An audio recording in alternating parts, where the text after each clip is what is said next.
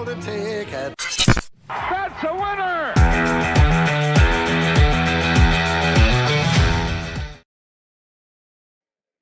Good Thursday evening, live from DraftKings at Casino Queen. Happy Derby week. It's finally upon us.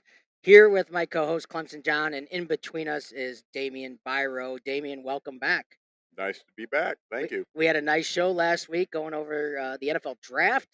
Our second hour today, or close to it, we're going to be covering the NFL draft and your thoughts and reactions to it. Also, we're going to talk a little bit NBA playoffs in the second hour, but the first hour, we are on the Kentucky Oaks and the Kentucky Derby. Already starting with some drama with two scratches for completely different reasons. The also eligibles 21 and 22, I believe. I have to check because it just happened. Are going to get in. There's only 3 also eligible, so they have until 9 a.m. Friday if a horse is scratched to enter the other also eligible. So if there's another defection by 9 a.m. Eastern time tomorrow, the third horse could possibly get in. I don't even know a time where there's been 2 defections and 2 horses got in. Somebody knows, they can absolutely remind me. But yeah, here in about 5-10 minutes, Nick Hines from FanDuel TV, which used to be TVG, joined us last year for my Kentucky Derby show, and he's back. Nick Hines, man, great. Can't wait to see what he likes and his thoughts on these late scratches. We're going to go over the Oaks and the Derby. I was on 590 The Fan earlier today for quite a while with the Rammer and Nate Lucas. Man, that was a bunch of fun. If you get a chance, you can go to High Noon Podcast. It's already podcast. I went on from 1:30 to 2:15 Central Time today to talk about all things Kentucky Oaks and Kentucky Derby. So we're back to do it with Nick Hines here in just a little bit. Guys, it's going to be all me for the first hour. It's going to be all me too. I'm ready to get some action in on the ponies, David. Yeah, so ready to get some action in. And I'm ready to be informed on the action. I promise you this will be a DGen educational experience like no other. And either you get hooked in or you don't. This is not something that you need, Damian, right? We don't need another outlet. But if you care to partake in horse racing, which is in my veins, it's in my blood. It's like little horses running inside my veins. I live it. I love it. And can't wait to share with you all the hard work. A lot of hard work went into these picks by me. And well, I had a good first week in my horse racing career. Let's tell everybody. But yeah, I was 6 for 7. You know, the second week I did okay, made just a few baby dollars, as I say. I made a few baby dollars the second week. And then the third week, you know, me and David went on Tuesday, and it was 7 for 7. 7 for 8. 7 for 7 favorites. Yeah. Yeah. 7 favorites won 7 races. I'm not going to make the favorites swept the board. I promise you, I'm going over. Well, I think the 7 favorites win in a row, no value. None. I think what's happened to me in my horse racing career and season here. In my career and season of horse racing, I had a good first week. I picked some favorites and a few medium shots. My second week, same thing. And I got a little David birdie in my ear this third week. The favorites. Don't ever pick the favorites, John. Don't ever pick the favorites. I don't say don't ever pick the favorites. All right. No. I'll go with your little 5-to-1s and 8-to-1s here. And then I get swept on the third week. So look at it this way. I always want you to think about, as you like to gamble on many different avenues. So think about this as if you bet the favorite every race, let's say you go 6 for 8. You could possibly lose money on the day, depending how big the favorites are. So let's say you get 4 winners out of 8, right? 50% win percentage, right? You might lose money, especially at Fairmount Park. That's pretty crazy, right? So I hit 118-to-1 shot. What happens? Profit for the day, no matter what. If I bet the same amount on a horse every single race, yeah. Okay, I have $40 investment in 8 races, right? And I'm cashing $95, getting my 5 back plus the 18-to-1. Profit of $55 on the day. One winner, right? One winner. So you have to hit 5 out of 8 races for the most part, maybe 4 out of 8 to be very minimal profit. That's picking every favorite every race. Yeah, I'm just saying that the value, there are sometimes value in a favorite if the price is right, and it depends what his chances of winning are, right? So I'm not going to say don't bet the favorite, but I'm looking elsewhere at all times. It's not about hitting the moon every single time. When I bet 3 and 4 and 5 to 1 shots, those aren't hitting the moon, right? Yes, I do love my bombs, right? I love them, but I only have to be right very, very seldom to be profitable. So just keep that in mind, and a little birdie in your ear. Don't get too out of control with David likes, oh my God, David likes to go for the moon, right? Don't get too crazy with this. Just take what I say. How do you say that in stride? If I want to Take use it it, in stride. take it in stride. Yes, we'll use that today, right? Is that the proper terminology, Damon? It would be. Okay, at least today it would be. This week it would be. Well, I'm ready to stride in on Saturday morning and get going on the horses on Well, Saturday. not so fast, John. I'm ready. Damien, we got a whole card tomorrow, the Kentucky Oaks card. Oh, that Oaks thing you were Yeah, talking the Oaks about. thing. What do you mean the Oaks thing? Well, It's I don't know, David. Okay, so I'm going to explain it to you. Yeah. It's the female version Oh, of the so it's Kentucky all Derby. females. All fillies. Wow. All 3-year-old fillies. Now, Wow. a filly can run in the Kentucky Derby, How often? but a colt cannot run. A colt's a baby? No, colt is a male. Oh, colt's a male. Okay. Oh, okay. So filly's Colt female. and filly. I got Right. you. So filly can run in the Kentucky Derby, but a colt cannot run in the Kentucky Oaks. Yeah. Yeah. How often does a filly run in the? Pretty rare. It's Okay. pretty rare, but it does happen. When's the last time you remember it? Well, probably like 3-4 years ago, 5 years ago, Oh. maybe. I could be totally off here, but What's the the best last winner fillies? was Winning Colors. Oh, a filly has won the Oh Derby. yeah, absolutely. Wire to wire. I believe there's been 2. I could be absolutely wrong here, and forgive me because I don't know for sure. Let's check the chat line. Who knows how many fillies have won the Kentucky Derby? So let's see if we get any action on the chat line. I am curious. It's wire to wire. Wire to wire. Winning color. Wire to wire. Winning Colors. Colors. Yeah. How long ago was that? Gary Stevens aboard. That was fantastic. Wire to wire. Left the boys in the dust. How long ago was that? 80? Oh, 85? 80s. Here, look, let's look it up. Winning Colors Derby winner. 85 is my guess. All right, once again, this is I know it wasn't 85. Oh, Regret in 1915. Genuine There you Risk in go, 1980. 1988 was Winning Colors. Thank you, David. 3. So there's 3. I was off by 1. Yep. But Winning yeah, Colors. so look at that spread. In 1915, 1980, 1988. So here we are. What are we? 35 years later. Still no filly has won the Kentucky Derby. One ran second many years ago. Was that, David, if you know, was that 8 Bells that ran second? See if I'm correct here. I think she ran second. I don't remember to who, and I don't remember what year. I should know this, but I don't. Yep, he says I think so. 8 Bells ran second. So that was the last one to come close, and it really wasn't close. Really wasn't that close at the end. But top of the stretch, it looked like she had a shot to win. But yeah, so interesting, right? The last Triple would be. Crown was American Pharaoh. No. Justify. Oh. Justify was right after a couple of years after American Pharaoh. Oh wow, I didn't know that. Yeah, so they had this long drought, many years, and then there was 2 real close together. American Pharaoh and Justify. Justify. Now Justify only ran 6 times total in his life, worth a crap load of money. Yeah, so pretty crazy. Did you know? And I'm going to give you a little while we're waiting for Nick Hines to join us. Should be any minute. That there used to be a lot more, but now 19 to 20,000 thoroughbreds are born each year, and only 20 of them make it to the starting gate when they're 3 years old. That's what kind of chance you have of getting your horse into the Kentucky Derby. It's pretty crazy, right?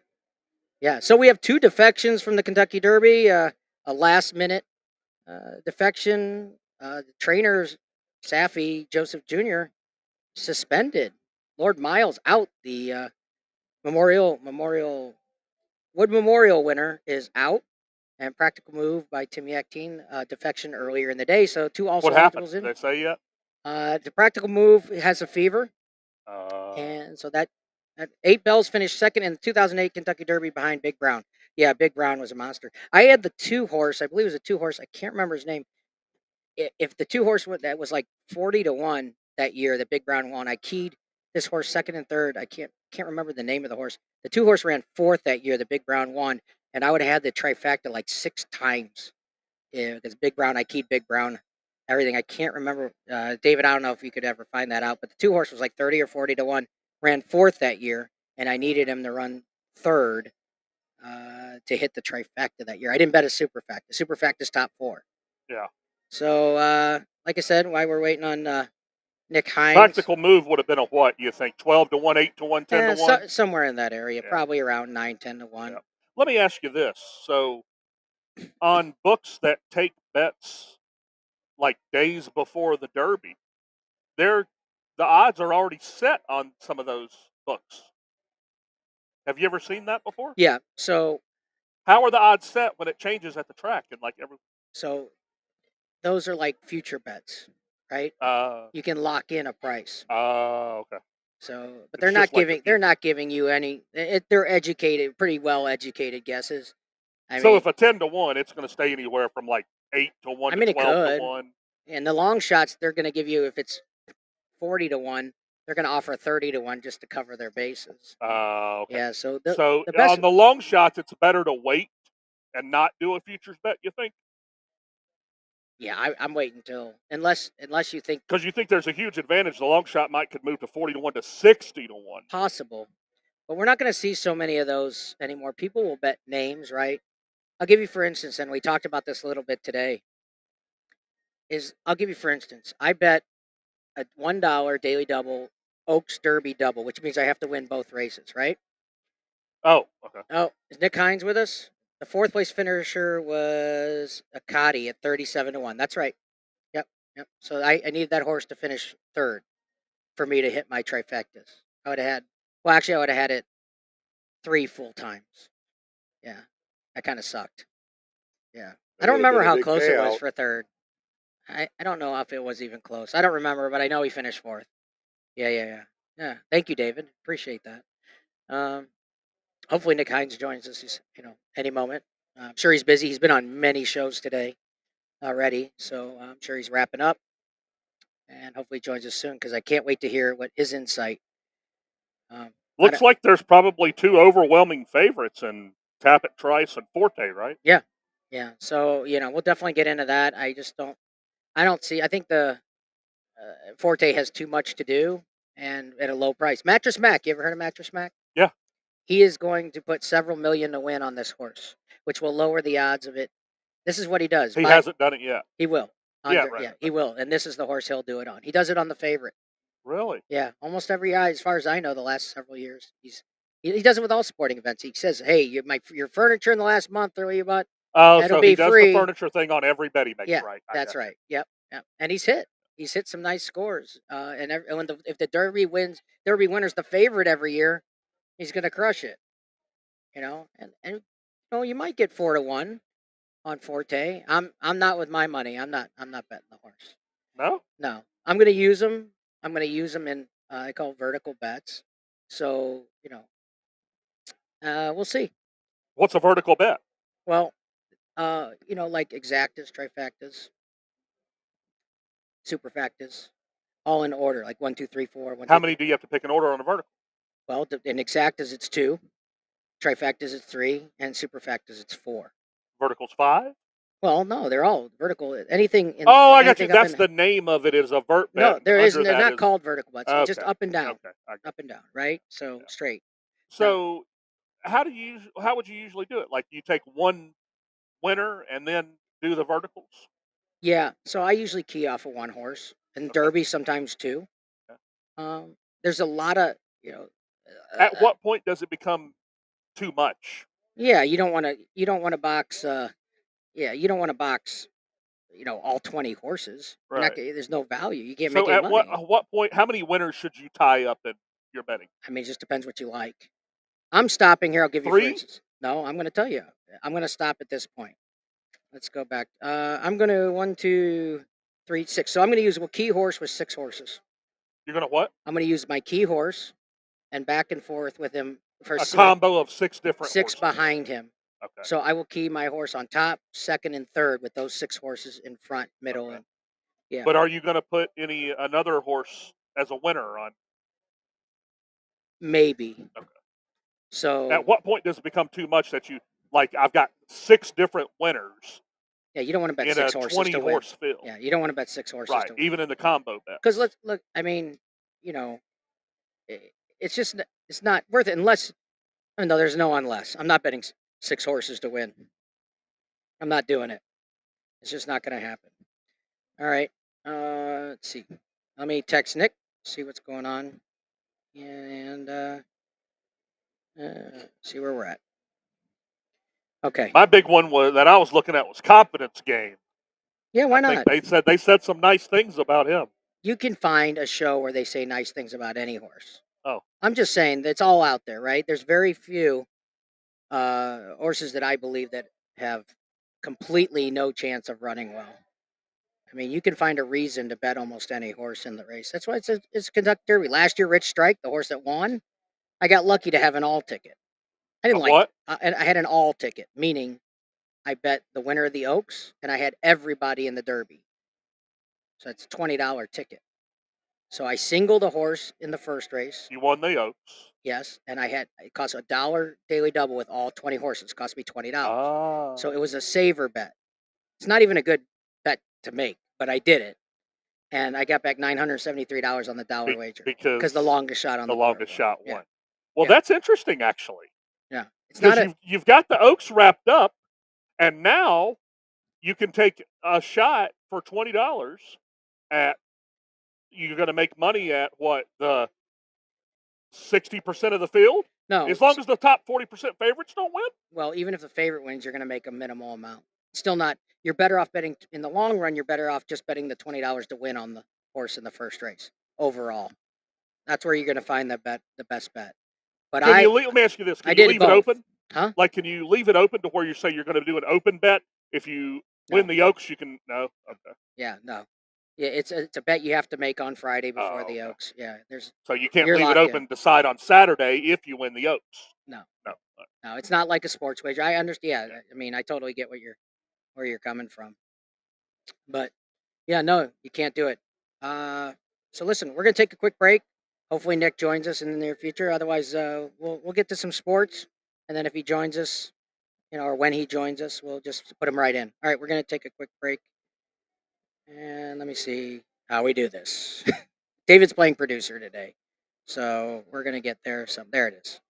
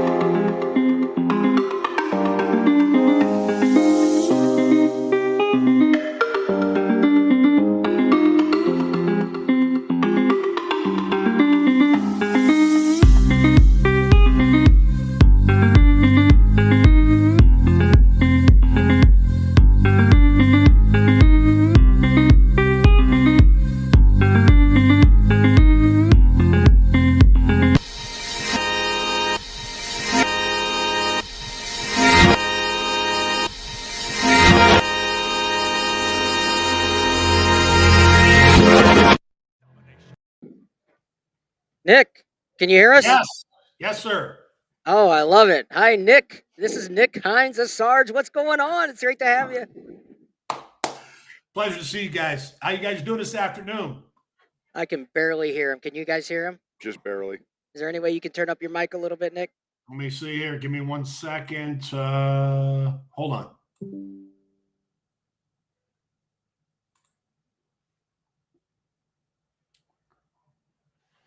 All right, let me try this again. Test, 1, 2. I can hear you. Yeah. Yeah, we can hear you. Got me now?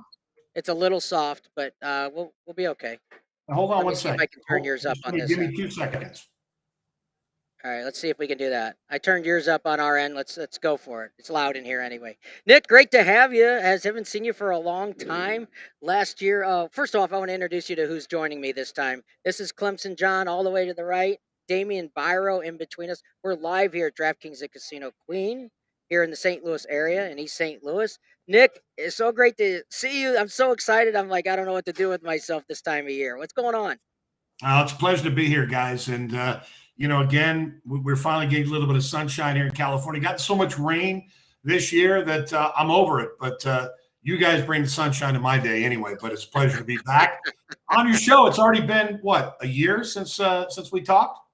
Yeah, it's been exactly a year. And just to remind everybody, because I'm so wrong so much of the time when it comes to horse racing. I have to remind everybody that you and I were both right in the Oaks last year. And what a great race by Secret Oath. Indeed. Yeah. That was a big run. And she obviously is going to come back in the La Troyenne on Friday. And it's a track she races well at. She lost a heartbreaker to Clairiere last out. But, I think if you're getting 3-1 on her Friday, might be a nice way to kick off that pick 5 sequence. Yeah, I don't know. How much time do we have with you, Nick? So I know. Oh, we've got a good 20 minutes. Okay, great. I want to get into the Oaks. Before I throw anything crazy at you and get your thoughts, what are your thoughts on the Kentucky Oaks? Wow. I think the Kentucky Oaks is kind of reminiscent of the Derby last year. I think that you're going to see an upset. And I don't think the horses you necessarily think are going to win will win. So as far as short numbers, I mean, Brad Cox obviously has the race surrounded with Botanical and Wet Paint, 5-2, 4-1 respectively on the morning line. And Tell Me No Lies got loose this morning for trainer Peter Miller. Have no idea what the situation is going to be there. But I actually like a big price horse here in Darth Vader. May the 4th be with you, my friends. Luis Saez. Yes. Yeah, I just liked her effort in the Devona Dale. I know she has something to prove at the 2-turn game. If you watch the Gulfstream Park Oaks, she put in a huge bid. She had every right to bounce. If you look at Sheets, Thurgrap, Ragozin, she did react. I think she gets back on the beam here. 20-1. She's going to be all about my Oaks Derby doubles. Yeah, I love it. It's probably is probably my 6th pick. So I want to throw something at you. And I know I know. I'm just saying. Lord. Now the horse moves up. I didn't talk to you yet, right? So right. So you're the expert. This is what you do every day. So when you say something and it just moves right up to the top. So I just want to throw something at you. And earlier today I was on 590 The Fan, where we are every Friday from 6 to 7. I just wanted to throw something out there at you. There's not a ton of really fast horses in this race. I don't know what the pace is going to be like. Mm-hmm. I think the jockey change on the 10 Flying Connection is huge. A little bit of cheap speed. Horses have surprised from Sunland before, right? Maybe not in the Oaks, but what do you think about that jockey change to Flaunt Giroux? He's going to get the lead. He's going to punch her right out of the gate. This horse could lead to the top of the stretch or could keep running. If it's a no-go and no shot, I'd like to hear that out of you. Well, for karma purposes, I hate the fact that they did replace the rider. That's what I love about Larry Rivelli and Jarrett Loveberry in the Kentucky Derby, because he's not making a change. That's what I don't like about the fact they're taking Victor Espinoza off of Skinner and riding Juan Hernandez. I get it in the grand scheme of things that you're trying to put the best rider to get the money. You want the money rider. And perhaps for Laurent, this is an easy horse to ride. I'm not going to disagree. I mean, it's a $250,000 September yearling purchase. She's obviously talented. I'm going to say you like her, go with it. I don't have any issues with that, but I would have preferred to see the rider who had been aboard her in Sunland Park be back here. But I get it. Florent Geroux, 23% on the year, and well proven in big races like this. Yeah, I mean, Juarez, I believe that's the previous rider on the horse. I don't have the form in front of me, but Right. he's good for where he's at. He's okay. I'm curious about the trainer. Obviously, he's one of the better trainers from out there, so he's probably a pretty good conditioner. But I think more of the fact for me is finding a price. Like you found a price in Darth Vader, right? And I'm finding a price with a horse that's on the lead. And you know as well as I do, some of these horses that may not be as good as others, once they get loose on the lead, they just keep Right. running sometimes, right? Well, and that's just it. And I think the other point is the post position. You know, based on my pace projection, I think that there are multiple horses here that could be up and close and personal. But as far as the horse you mentioned, she could be the clearing speed. My issue, Florent Geroux, he's been known to maybe grab a little too much. And I think the whole idea is here, let that horse go to its strength and let her dictate. The Alley's Look is another horse that brings some speed to the table. But all in all, you could very well be on one that goes out there and dictates terms. As far as Botanical, she has speed, but I don't think she's as quick as your horse because she has dirt speed versus synthetic speed. Botanical, one of those X factors because she's never seen the dirt. What does she do if she gets dirt in her face? So, well, the idea with Brad Cox and Chris Landeros, will they send? If they do, and you get in a ding-dong battle, then chances are you're going to be an also ran.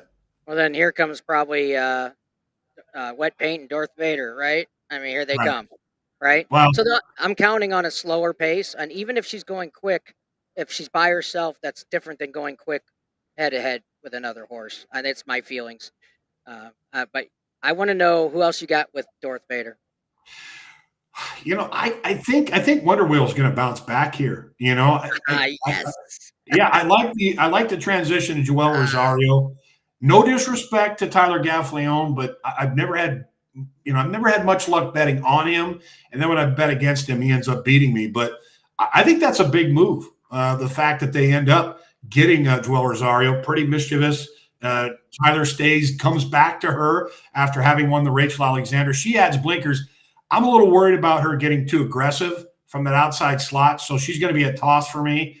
But coming back to Wonder Wheel, her campaign last year was outstanding. She was the champion. She came back with a pretty good effort there in the Suncoast to kind of an upstart Dreaming of Snow who hasn't run the same race since. And then her Ashland race, I think Mark Cassidy and the DJ Slaybill, I don't think they were happy with the ride. And she's been working lights out at Churchill. You're getting 12-1 on a champion. It's her third start off the layoff, so she is going to be on every single ticket I play. And again, I think this race has money written all over it. Yeah, I mean, how often you get Joel Rosario at 12-1 with a champion, right? A 2-year-old champion, right? So great price. That horse absolutely intrigues me. Now that you like it, once again, moves up my leaderboard. Love John, you got a question you before? kind of think you're staying away from pretty mischievous. Won 4 of her last 6 starts. I respect the horse. I just don't like the post. And I'll tell you, for me, when trainers start adding equipment in grade 1 races or taking it off, that tells me there's a lack of confidence there. There's something for her to be drawn that far outside, adding blinkers. I don't like it. And I think they're adding it because maybe she hung a bit in the Fairgrounds Oaks. But come on, man. She won 4 of her first 5 races. And now she gets beat because Brian Hernandez came back and say she hung. And now you're getting Tyler Gaffleone back. It just doesn't smell right to me. But look, if you're going to get 10-1 or better, then make sure you get every bit of that 10-1 or better, because anything less than that, despite her record at Churchill, I think she's a play against. I just don't like where she's drawn either. Yeah, that horse caught a tough break draw on the outside post. Yeah, but Absolutely. I might also my thoughts on that horse is they're going to send, right? They're going to send and probably sit right off, and she's going to be clear and no dirt in her face. So they're to me, it's not. I don't think she's going to be extremely wide into that first turn. I disagree. I disagree. You disagree? I disagree. I mean, obviously the 10 is going to clear off, but if you look closely at the 11 and the 12, Defining Purpose and Darth Vader, both of them have enough tactical speed that it's going to make it difficult for Pretty Mischievous to get over. I mean, you just make sure you're getting at least 10-1. If you do, then I say go for it. Yeah, I absolutely agree. Okay, one other horse I want to talk about the Oaks, and I'm going to go to the Derby. Is what do you make of this one horse, Mimi Kikuchi? Wow, that's a tough one, right? Yeah. You're drawn inside. You've got a horse that essentially kind of thrived, kind of as a closing type sprinter. But that effort at UAE Oaks was outstanding. And one thing about City of Light, these horses sold like the next best thing is weanlings and yearlings, and they didn't quite pan out as two-year-old in training. But I mean, you get Michael Barcelona, you get one of the world's greatest coming in fresh off of that UAE Oaks victory. She's gone left-handed. I don't like her on top, obviously, but she's a horse that I wouldn't be opposed to using underneath. She is definitely a big X factor in this spot, but I like her tractability, and she might be able to pick up a few early. My concern is the lack of recency. Yeah. Are you leaving Wet Paint off of all your tickets? Ooh, well, that's a tough one to leave off, right? She's been so consistent. In my mind, in the race that I keep running in my mind, I see her finishing maybe second, likely third. I don't know why, but as far as the horizontals, yeah, I'm going to leave her off because she's a short number, and I'll use her underneath in the verticals. But I kind of like Botanical a little better, just for the sake of the fact that she's pretty versatile.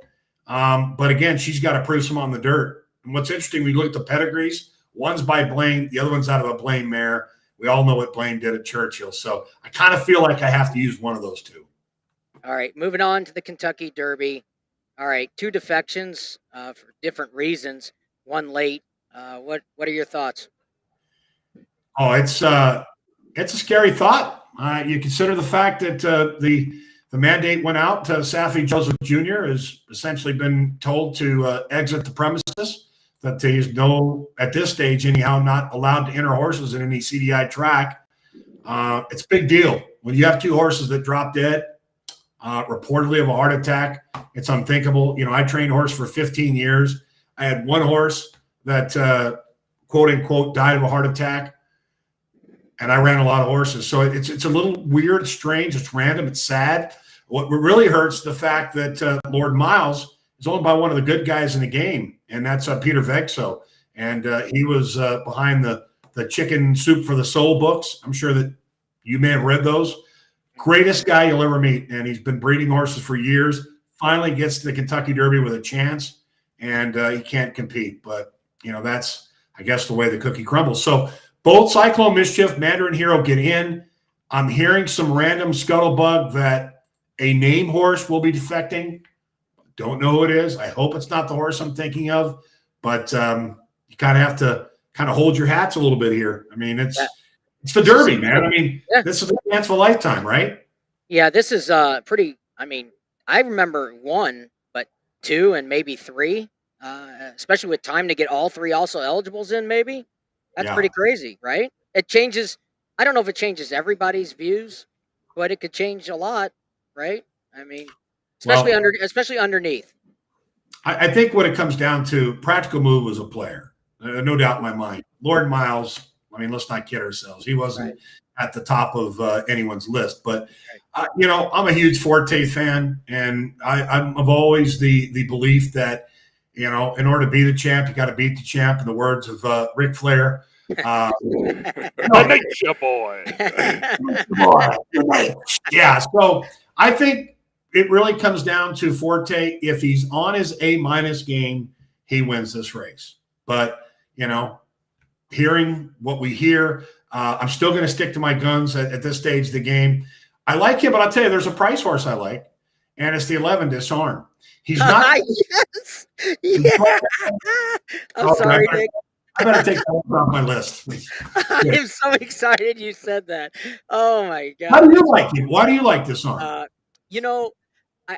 I don't think his Lexington was bad at all. I think he did what he had to do to get in to the Derby, right? Yeah. I don't think he was used that hard to get that spot. But what I love his Louisiana Derby race. The only horse that I could see that closed well into slow fractions.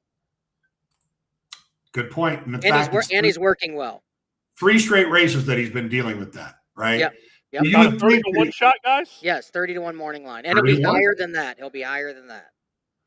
Yeah. Well, again, with Practical Move coming out, that's going to adjust some. And, if Cyclone Mischief wasn't drawn so far outside, I may have to use him in my exotics. I was kind of playing around with a Super Sarge Fecta, and I ended up keying the 15, which is a Forte. We had Larry Ravelli on another show with my racehorse, and he seems pretty bullish about 2 fills. How can you not like 2 fills? Yeah, for he's sure. Colonial, Canterbury, Churchill, Turfway. He's like a throwback horse. He's 12 to 1 in the morning line. So I used the 3, the 11, 14 underneath in that second slot of that superfecta. But Angel of Empire, hey, if you like him, I'm not going to argue. He's obviously legit. Yeah, so that's Angel of Empire is my top pick. And Okay. one of the patterns I like to see, and it's just my way of handicapping, Nick, is I like to see that he's improving every race this year. He doesn't have the fastest buyers, Fair. but he's on the right pattern, and I like his moves, able to sustain his move and then draw off, even though they're not as fast as Forte yet. I think he's sitting on his biggest race yet, and he's going to be my key in the Derby. I'm using Forte, but Disarm is. I was so happy to hear you say that because I actually really like Disarm underneath for second and third and fourth. And that's what I'm going to be playing usually, mostly Angel of Empire on top with Forte right there. And Disarm is going to be key second, third, and fourth in my exotics. Yeah, I think the other point, you talk about horses that are ascending or trending upward. The other thing that I look for in past performances in a race like this at 1.25 miles, horses who have run at the shorter distance but are always passing horses in the lane, or at least can pass. When you kind of look at King's Barnes, he's kind of a merry-go-round horse. If they allow King's Barnes to go 47 and change Saturday, I'm going to be the most frustrated handicapper on the planet because, Jace's Road brings some speed to the table. But look, when you kind of work your way through the field, Rocket Can's the X factor because he adds blinkers. He's shown good speed. He's got a time for US of a 109. It's going to be up to Junior Alvarado to get involved. And that's another horse that I'm going to use underneath of my exotics in Rocket Can. I liked him in the Arkansas Derby. I just don't think he had the best trip. Go back and watch. He kind of check up for a minute to kind of counter the argument that I made about Mischievous in the Oaks for Brendan Walsh. I hate the fact you have a Hall of Fame trainer adding blinkers on Rocket Can, but it might be a bonus for this particular horse to assert himself. Okay. One horse that I was talking to David about that I hadn't heard you guys mention yet is a horse that's won 2 out of the last 3, including one in Churchill in November, was Confidence Game. What do you think about that one? I respect the horse. The fact that he's won 2 races at Churchill, I would have liked him a little better if we had gotten some precipitation in Louisville on Saturday. I'm glad we aren't. In light of the fact we've had kind of some bad news regarding some horses going down or whatnot. Here's my situation with Confidence Game. Where he's drawn, he's going to be asked to do a bit more early. The one thing about his Rebel trip, he got really comfortable because he was drawn pole position number 7 and 11. Now he's in pole position number 4. I think that James Graham, he's going to be committed with this horse a bit early. And if you look at that 59 workout, it was a best of 54. I'm not convinced that's the style he wants. And I think he's better suited as a kind of a drop set closer, but drawn in pole position number 4, knowing how he's training, hasn't raced since February 25th. Man, he's got to be the best horse to pull this one off. It would take a big surprise for me to see Confidence Game get the money. All right, one last one I wanted to cover because this is one on underneath that I have is Verifying. I kind of see Verifying getting the trip kind of like Epicenter did last year. What do you think? Well, he got loose this morning. Oh, he did. I did not know that. Well, between he and Tell Me No Lies, I don't know if they're having a party back at the barn, but they both tossed the riders, and thankfully they caught him. Again, it really comes down to the draw. He's going to commit early. Look, if he comes out of there running with the new starting gate that we've had now for a couple of years, it's to his benefit. I'm not going to talk you off of him. I don't know. I feel because I bet in the Bluegrass. I bet him pretty heavily. And I felt that he should have won that race. That was his race to win, not to lose to Tapit Trice. So I would need better than 25, 30 to 1 for me to get on board. But I respect the animal. It's his 4th start this year, but he's just kind of one of those hang around types. But again, if the pace doesn't materialize and say Rocket Can doesn't engage Kings Barnes or Jace Road, then Verifying is that horse that could be the go-to animal at a price. So it's how much does that affect getting like loose this morning? How much does that affect with being 2 days away? How much does that affect the horse? Enough. I mean, Enough. it's scary. I mean, obviously, horse can step on themselves, and it just you don't want your horse coming into the race on edge. You want him sharp, but you want him collected. It's kind of like I always look back. Being a big boxing fan, I know Dave, you and I have talked about it in the past. Growing up in Las Vegas, was fortunate enough to have seen some of the best fights. My late father was pretty judicious with getting tickets and saying, "Hey, let's go." But you kind of like to see a Mike Tyson or Larry Holmes, kind of coming into the ring. They're sharp, they're intense, but they're not over the top. And we've seen a few horses schooling this week. People are like, "Ooh, look how sharp!" Keep in mind, this is the classic distance, man. We're talking 1.25 miles. We're talking 10 furlongs. Yeah. And you're not running 6 furlongs. It's not a sprint. It's a marathon. And I think in this case, for you as the handicapper or novice horse player, pay attention to what you're seeing in the paddock. Pay attention to what you're seeing in the post parade, because horses that are amped up and overzealous oftentimes don't win. Yeah, that's definitely great insight. Before we let you go, I am curious why you like Disarm. Consistency. And I just watching Steve Asmussen schooling along with his son all week long, I don't think we've seen his best. Now, is he going to peak on Saturday? I feel like he's going to come up just a tad short. Of course, if a particular name horse defects out of the race, it's going to open things up immensely. I think Tapit Trice is the wise guy horse, and Skinner. I think those two are getting most of the attention. Mage, I just don't think has enough experience. But Disarm is going to have to prove to me that he has that killer instinct. But I love him as a compliment to a horse like Forte, because, hey, if you're going to give me 30 to 1, I'm getting Steve Asmussen. Steve still has to prove that he can win a Kentucky Derby. He's done the Preakness Belmont thing, but the Derby's a whole nother kettle of fish. But the fact that Joel Rosario is aboard, I think is cool. He hasn't had a great year, Joel, but this could be a good statement for him to kind of push to the remaining half of 2023. The funny thing with Joel, it seems like every once in a while he'll get in this funk, right?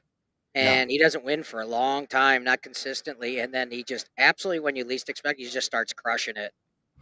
Well, he's been, and I remember, having trained, and he won a few races for me, and he lost a few, but he's always been kind of a Jekyll Hyde. And if you can get on the Mr. Hyde version, you're going to make a lot of money. You go to Dr. Jekyll and you kind of wonder what the hell's going on. But at the same time, I'm looking forward to the next couple of days. I think that there's a lot of money to be made, but like anything else, you just have to pace yourself and, set a bankroll. Say, look, I've got X number of dollars to invest with, and I'm going to stick to my guns.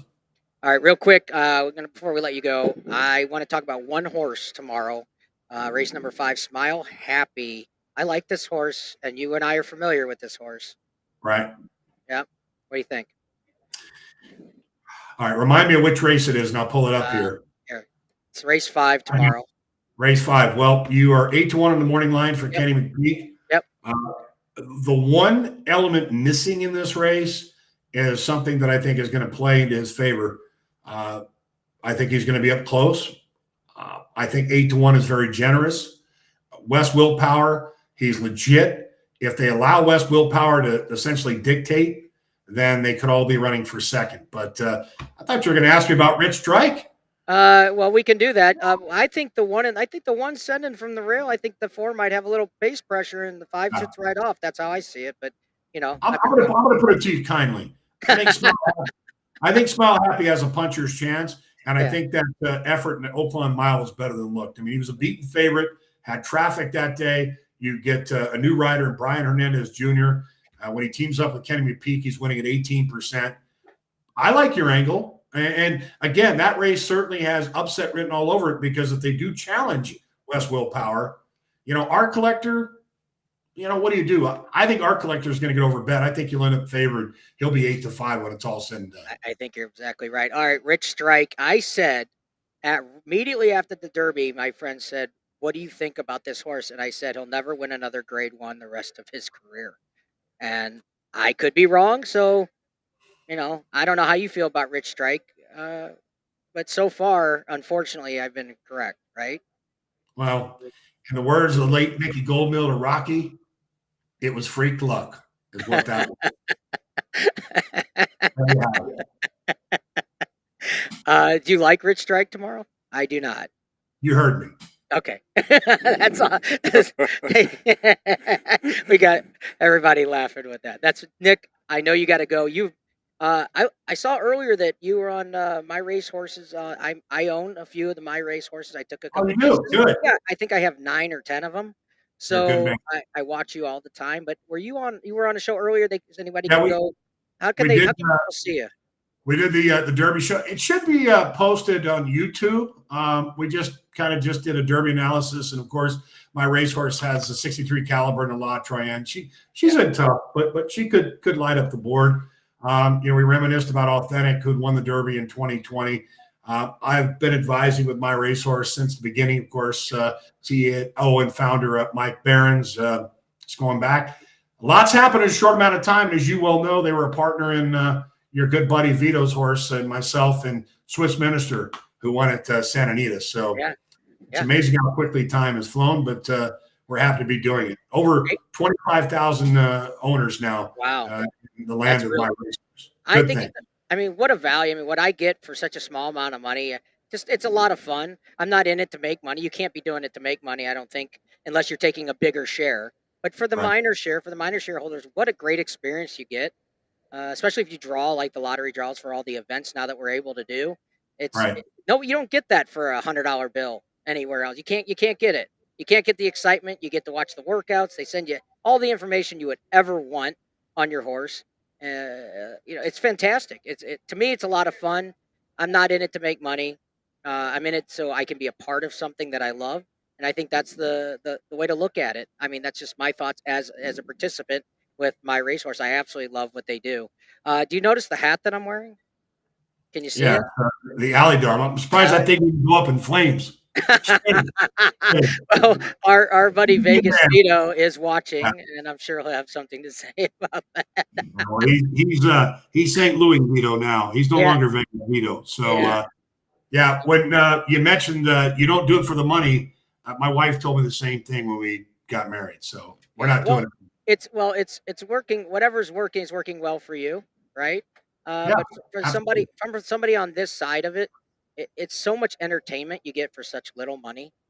It's so much fun, and I really, if you want to have a piece of a racehorse, My Racehorse is so much fun. Go check it out. Can you let them know how people go check out? Quite simple. Just go to myracehorse.com and send a message into customer service and kiss for luck, and you're on your way. All right. Also, any other things that anyone can follow you? How they can watch you? I know it's FanDuel TV. Also, how can anybody? Obviously on FanDuel, and you can follow me on Twitter at Hindsight, HINESITE. I have an Instagram page, but if you need to find me, I am on social media, and of course, you can always say hello when you're out at the racetrack. I do want to mention there are some imposters out there that don't particularly care for me, but they have their own Twitter handle. So at Hindsight, HINESITE, I'd be happy to interact with you. All right, Nick, thank you so much. I appreciate your time so much. We're going to have to talk about Breeders' Cup at Santa Anita later on this year. I appreciate it. Thank you so much for your time. Looking forward to that. All right. Gentlemen, take care. God bless. Nick Hines, everyone. Enjoy Saturday. All right, thank you very much. Same to you, Nick. Take care. Man, that was a bunch of fun. He's so much fun. He's so knowledgeable. Yep. Yeah. His and insight. He wasn't too big on my man confidence game. Well, but you got to understand. You have to pick somebody. Yeah. Right. Yeah. And we didn't even agree except on the possibility of a 30-1 shot to hit the board. Yeah. Right? So last year we nailed it together. This year, pretty far apart. But I did take a look at that Darth Vader, and I was wondering what to do with it. Now it's going to be included in my exotics, which is exactas, trifectas, and that. Yeah, I might take a second look. I'm not going to switch What's off the of my biggest horse. vertical bet you've ever hit, David? Well, Like a 4 in a row, a 5 in a row? no, I don't really play superfactas, which is 4 in a row. Yeah. I've hit one, but not for a ton of money. I think 3,600 was the biggest. Ooh, that's Yeah, a good hit. yeah, but I mean, I But put it's quite. a superfecta. I get Yeah, it. it was What'd you hard. have on that? $2, $3, That was a $4? dog race. A That was a dog. dog race that I hit in Memphis, in West Memphis. How which is long ago was Arkansas. that? I was 21. 1990. 21. Yeah. Yeah, thank you. No, 92. 92. Yeah. Yeah, 92. Thank you. A dog race Yeah, it for was a dog- 3,600. 100 on That's a. $3,600, $1992. Was it? To back then, it was a lot. It was a, Yeah. it was a crap Yeah, load. it's like fuck. It's 10 grand now. You Yeah. know. Yeah. Wow. And I won't tell you how much. What'd you have on it? $5, $10? No, I think I put like $60 into the race. Oh no, on that one bet, that one I 3,600. don't remember. I can't But tell you. there has to be- $32 maybe. Oh, okay. It's $1 Dang, that's 100 to base 1. wager. 100 but to 1, Damien. When you use multiple dogs and horses, Yeah. it just adds up quickly. Yeah. Right. So, anyway, let's take a quick break. I think I'm with all this information. I love it, but I gotta process it.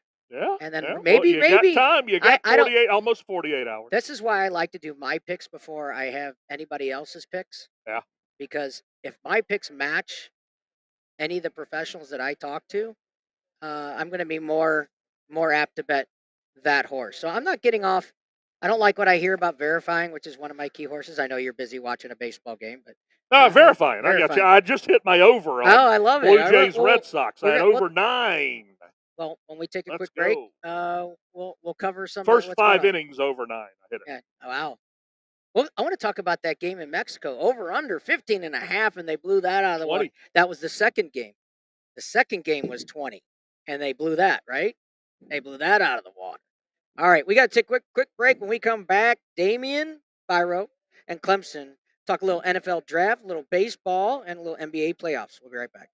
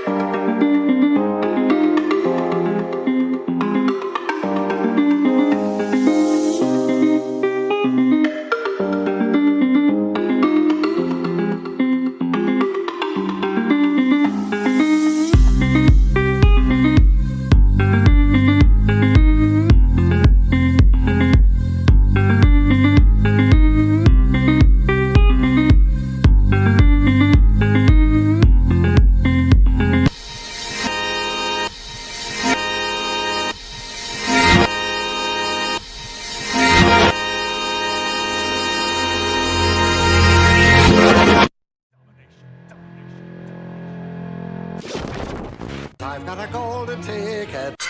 That's a winner!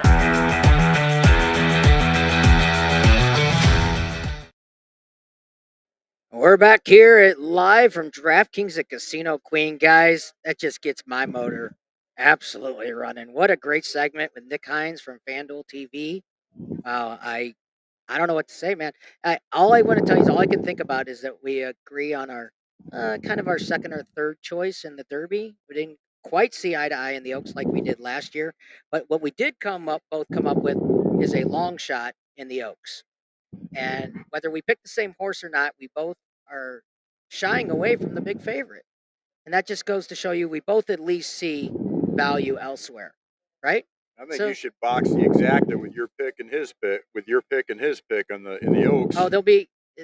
I'm going to use Wonder. I left Wonder Wheel off my sheet as a like, maybe we'll see. And now that I mean, that's a horse will be 12-1. And she was the 2-year-old champion. She hasn't really.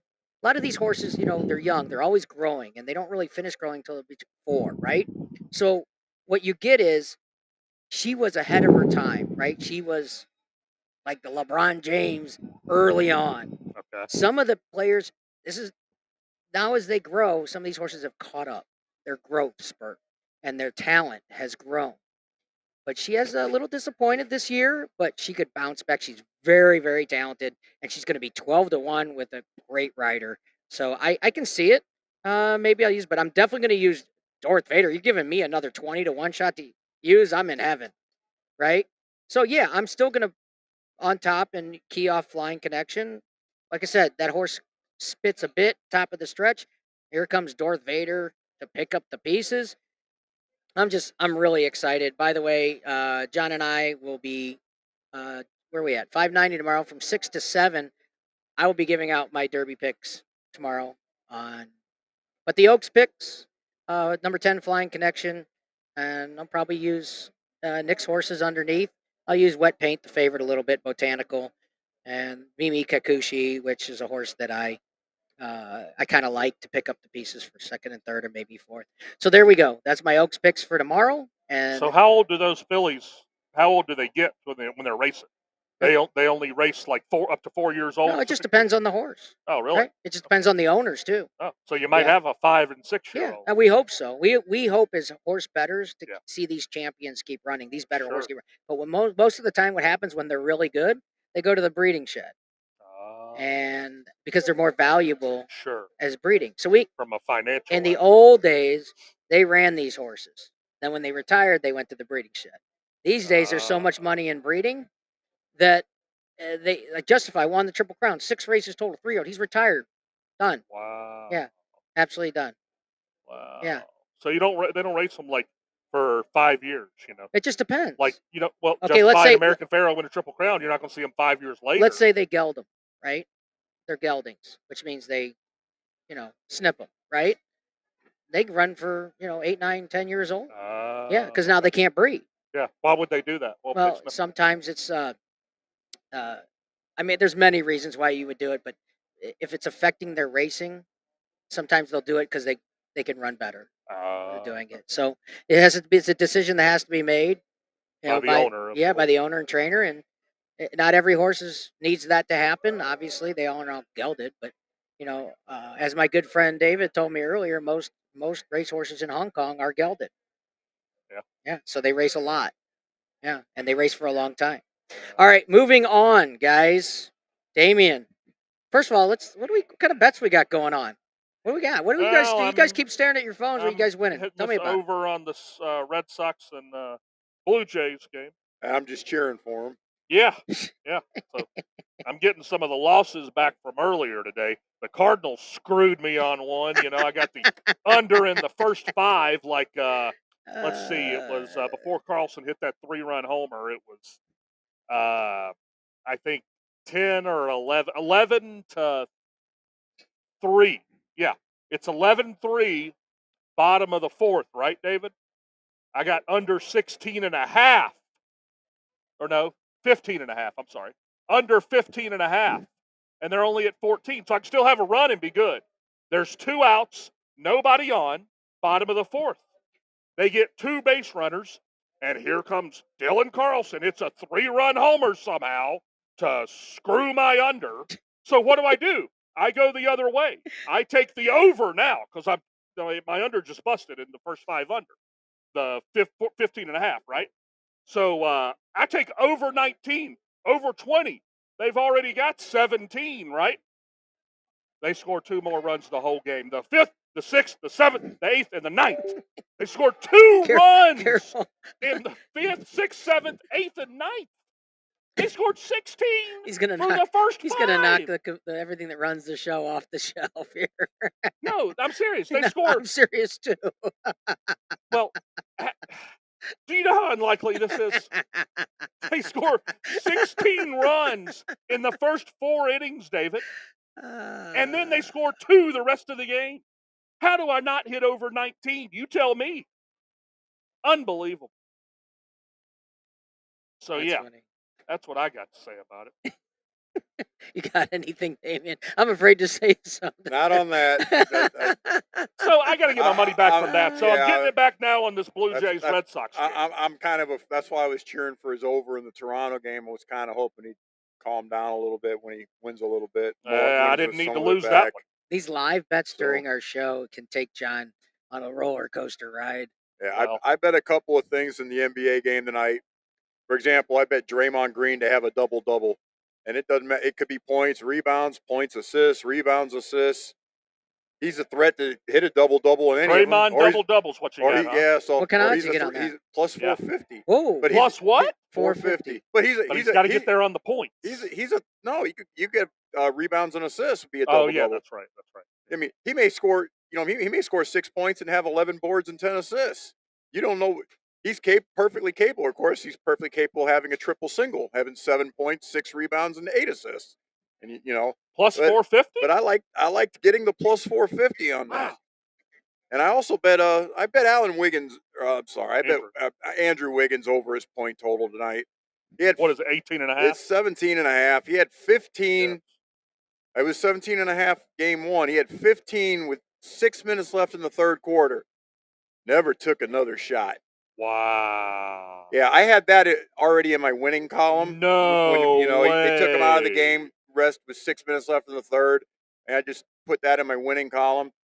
And as I was watching the He game, had I 15 realized points in the first quarter? no, 15 with 6 minutes left in the third quarter. Oh, okay. So I'm just sitting there. I need one more 3. He never takes another shot. Wow. So I'm like, I jumped back on I figured they're gonna make sure he gets the ball. I don't know who can guard it. The Lakers have that could actually guard him physically, other than possibly LeBron. But if I'm the Lakers, I don't really want LeBron guarding him because I don't really want him to get into foul trouble.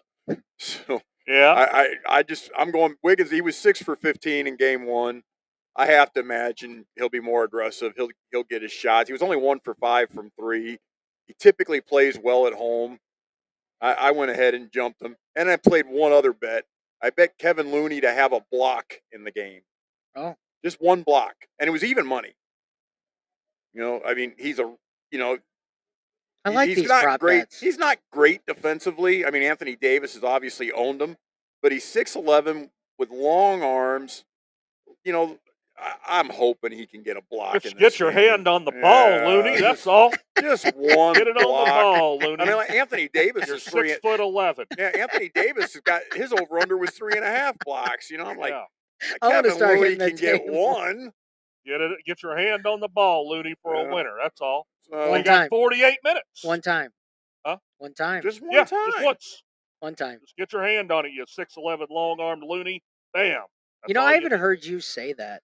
What? As a gambler, we all say it. What? Just one time. Just Oh. once. To me, Well, this is literally. yeah, this is literally. But I'm a guy that always says one more time because I know my gambling's not done. It's always the rest of my life. It's always going to be one more time. Yeah, Yeah. that's a good point with LeBron. By the way, Wiggins is younger, quicker, faster. Get to the bucket, cause LeBron some foul trouble. I could see that happening. Yeah, so if I'm, he's a matchup advantage everywhere. Anybody else guarding him, I have to figure they're going to use him in this game. Yeah, I would agree. Yeah. So, we'll see. That's why they call it gambling. Yeah. Yeah. Which we're here to do That's Right here. Yeah. from DraftKings And at I'm Casino Queen. I'm as delusional and demented as anybody when it comes to it. I tell you. Yeah, I had a good week on the with betting the NFL draft last week, so unfortunately, we'll see. Hopefully, the money can be turned in this week on some of those prop bets there I just played on the NBA game. Hey, your Pittsburgh Pirates aren't as bad as you thought they were going to be. No, maybe. he bet the over. You I got know, that's what I'm saying. Yeah, 66.5. But he's Well, not very. He looking wasn't very good. excited Looking 30 days ago. looking good. He We'll wasn't see. very excited about the Looking Pirates, so they're a little good. more better than we thought. They haven't, they just got swept by Tampa Bay. Which If the Cardinals keep playing which the way best they record- are, they're going to pick up a ton of wins there. Yeah. Well, Right? join the get in line for the people that's got swept by Tampa Bay. I tried to warn everybody the Cardinals had no pitching before the year started, and they still have no pitching. And it's April though, guys. It's just May rather. Just started May. Calm down. Ask the Phillies how they were in June of last year. Yeah, for sure. The Phillies were a laughing stock. But the Phillies had a dominant number one starter in Elfin, so the Cardinals have nothing. I mean, at the Jack top of their Flaherty rotation. looks terrible. The whole rotation looks terrible. That's true. I mean, they're all throwing Adam batting Wainwright practice will come meatballs. save the day. Well, no, I mean, honestly, I think somebody actually said this to me, and it really makes a lot of sense. Losing Yadier Molina, who knew how to pitch to these hitters, and was, I mean, not only did he call a great game, was great at framing pitches, but he knew the weaknesses of these hitters. Wilson Contreras has never been thought of as a defensive stalwart. Yeah. He's not that good defensively. I mean, people are taking extra bases on the Cardinals. It's not, and then the fact that they, like I said, they just don't have any pitching. I mean, you've got to at least have a top of the rotation type stopper to stop losing streaks. Who is it? Yeah, exactly. You don't have one. They may have to go get somebody. I heard the name Sonny Grace come to mind, but you're gonna need more than Sonny Gray. I know he's gonna be a free agent. And what do you got to give? Yeah, well, but you're gonna have to see where teams are in July. Who's buying? Who's selling? It might be over by July. Nah, it ain't over by July. Well, I mean, the Angels just come This in. isn't the 2011 team we're talking about. The Angels just come the in. Phillies thought it was over by July. Their talent level is much higher than what we have. Come on, right? I don't see the Cardinals coming from way back again. Nah, it's not looking good this year. And I know it's early. I'm the first guy to say it's early, but they could dig themselves such a deep hole, right? Yeah. That 88.5 wins not looking good. No, 88.5 isn't bad. Bad. Under. Yeah, it's 81.5 now. I am feeling even better about my Atlanta Braves winning that division. That I bet back then. Yeah. Like I said, I bet 3. I bet the Braves to win the division. I bet the Mets under 95, and I bet Toronto over 91.5. Yeah. So those were my 3 season totals. Now Toronto's actually played the toughest schedule in baseball through the first month of the season. They're going to start seeing Kansas City and the White Sox and Detroit here coming up. They've played a bunch of games with the Yankees. They've played 2 series with Tampa. They've played the Astros. I mean, they've played Houston. They've played some of the best teams in baseball. They're going to hit a weak part of their schedule here coming up, and you watch, that team's going to run off 23 out of 30. It's just because they're that good, and there's some really bad baseball teams this year. All right, little change of direction. Do you have anything at the NHL this year? Do you have anything going on? No, I don't generally bet hockey. Okay, I'm just asking. Yeah, I mean, I'm a Penguins fan. They didn't even qualify for the playoffs. I kind of. Oh wow! When's the last time that's happened? 2004 or 5. It was the year. It was Sidney Crosby's rookie season was the last time they didn't make the playoffs. Didn't make the playoffs. They did not. Yeah, they got Evgeny Malkin the following season, and then they won the Stanley Cup a couple seasons after that. But let's go Blues. Yeah, they're. There's very little. St. Louis sports. We need to go right to the soccer team. St. Louis City. I don't know anything about the Battlehawks. Battlehawks 7-3 and don't make the playoffs. They did make the playoffs. 7-3 and don't make the playoffs because they allowed too many points in their season finale. They scored 50-something points, I believe, and they let up too many points. I don't know how that system works. I haven't looked at Well, it. it's a head-to-head. Okay. Head-to-head was tied.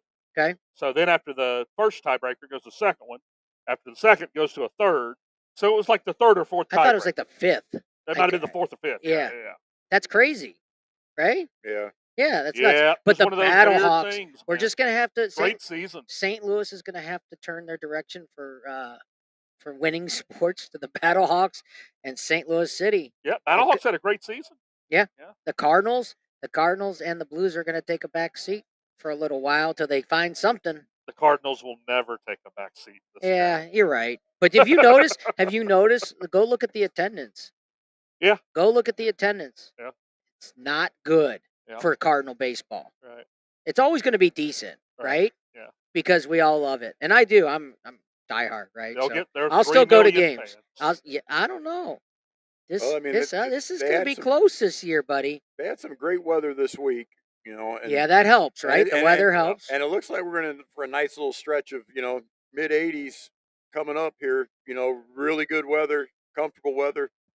If that's not a prop, So- it should be over 3 million fans or under. Yeah, 3 bet on million the fan fans. attendance. Yeah. Yeah, I would take the under. I right would now. too at this point. I said I don't think the I'm curious if Cardinals are there a is a threat. line on that. Yeah, I'm going to I'm look sure into you it this Never week. seen it. I'm sure if you dug deep enough, you could find a line. Or on if you're anything. willing to wager enough, they'll come up with a line. You may not like the line, but they're going to come Yeah. up with one. Yeah. Well, you know, I think I've seen it where we've been there where we've had a losing day. Tomorrow's settle up day. And the only thing we've got, David, is Korean table tennis. And you give me a hard time about ping pong. He does bet it. Don't No, lie. I'm just saying. Don't lie. You're looking at the board, Damien. You've got killed today. Tomorrow's settle up day, you know. You got to settle up tomorrow. You're down, let's say 300. What do I got left so I don't have to pay tomorrow? Then you look at the board and it's Korean table tennis. Are you in or are you out? Are you just cutting your losses? I'd hope to find, I'd hope to find sumo wrestling in Japan. You Yeah. can't. No. There's only table tennis. I've been there, Damien. I thought I had a problem. Korean table tennis. I sleep better at night when I have action on table tennis. It's like I've been having trouble sleeping for about a week, and I don't know why. Maybe I should have some overnight action. Maybe Yeah. I'll sleep like a baby. Now we have baseball. We have Korean baseball now. Yeah, that's a much better investment. Yeah. What do you know about Korean baseball? Not much. That you can The bet it. LG Twins. I usually bet on them because they're usually good. Other than that, I don't know. You know, when I was a kid, They're named after all of the appliances. LG, Samsung. I guess they're Korean appliances. I don't know. no, they're companies. Yeah, that's what I mean. They make Yeah. appliances Okay. and electronics. Yeah, Yeah. so the Not LG bad. Twins. They got the money, but- Samsung. What's the Samsung team? Duke. Here, I don't want Duke to mess with this. The Lions. There's a Yeah, Lions. Lions. Yeah. Yeah. Well, you can bet it, huh? Oh, yes, you can bet it. Of course. Get even or get Yeah. even worse. We call I it. did last night. Yeah, I did under 7.5 on the Samsung team. Lost it, but small little action. Just a few baby dollars, David. That's okay. Even I'm not desperate enough to bet on Korean Hey. baseball. Never There- say there- never. There's Never a limit say to my desperation. It's Never say never. 1:30 a.m. You can't sleep. I'm Let's- usually at work at 1:30 a.m. Oh, well, I never am. so- So, Uh, but yeah, you can't sleep. It's 1:30 a.m. You got nothing to do. Let's put a few baby dollars on the over/under on the Samsung LG game. Yeah, they usually play baseball inside. Look how too. excited is he? Yeah, Look in at- the look at it. dome. Gets the motor running. I Yeah. love it. Those stadiums, David, are packed. Yeah. I mean, packed. Yeah. You get a few Americans on the teams too. Yeah. They get paid well to go over there. Why wouldn't you? I didn't know they did. Yeah. Yeah. Japan too. Yeah. Yeah. Absolutely. Yeah. A lot of basketball players get paid a lot of money to go to Europe. Yeah, but sometimes they have problems with teams paying them. Yeah. As Earl Barron has alluded to. Huh? As Earl Barron has alluded to. Earl was talking about What? it? Yeah, Earl. We talked about Yeah. it with Earl. Wow. Yeah. I didn't know that. Yeah, that's okay. You were here. I'm sure I was. I don't remember. But yeah, they do. They have a problem with people paying them, David. Some, right? Yeah. All right. Let's see if. Hey, Mr. Riffy. Good evening. Say hi to Mr. Riffy. Hey, Riffy. What's going on? Hey, Riffy, if you can let us know, did you get a chance to catch any of Mr. Hines? Let us know. He was Yeah. fantastic.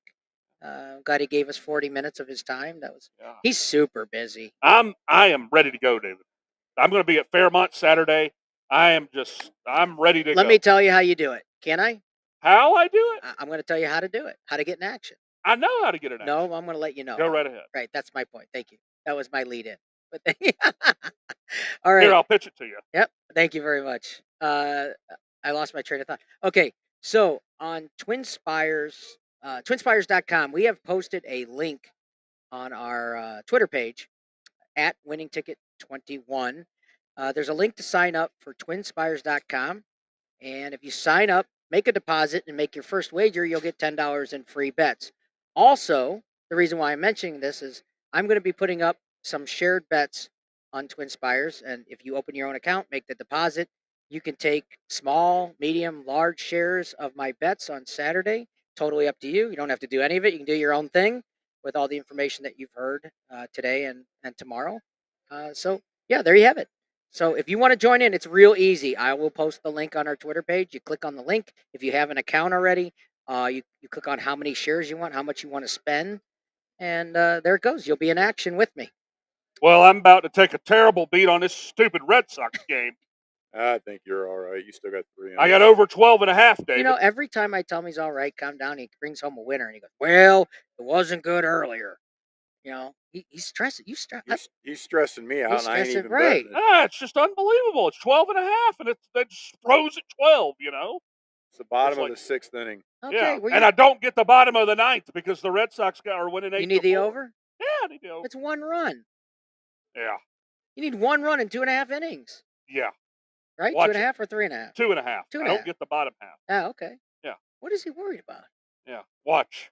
It's not like it's a They'll freeze 2-1 game and they're not scoring. It's 8-4, John. Seattle, Oakland today. Right? David. Seattle, Oakland You're today. not agreeing with me? Oh, I agree with you completely. Thank you very I think much. he's a little bit Hopped up for worrying. no reason. Yeah, now if it Dude, You gets, shouldn't even have to if it- sweat it. You're They had second, third with if one it- out. They didn't get them both home. if it gets to the top of the 8th inning, and another inning, then maybe you can start to worry a little bit. But Especially, but Seattle, Oakland. I was trying to tell you about 5-3 in the fourth. The real line was at 8.5. 5-3 final, Damian. 5-3 final. This table's gonna fall. it happens. In the fourth inning, it was 5-3. Do you ever remember the time where you had the under in the game? It was 5-3 in the fourth, and it Wait. stayed under. Do you Nah. remember the time you hit the table so hard you busted an iPad Pro? Do you Busted remember that? an iPad. I never busted no iPad in You my sure life, did. David. You did right here. It fell off because you hit the table so hard. It was our clock, and it fell off the table and crashed the thing and cost hundreds of dollars to fix. We told you about this. When was this? He forgets.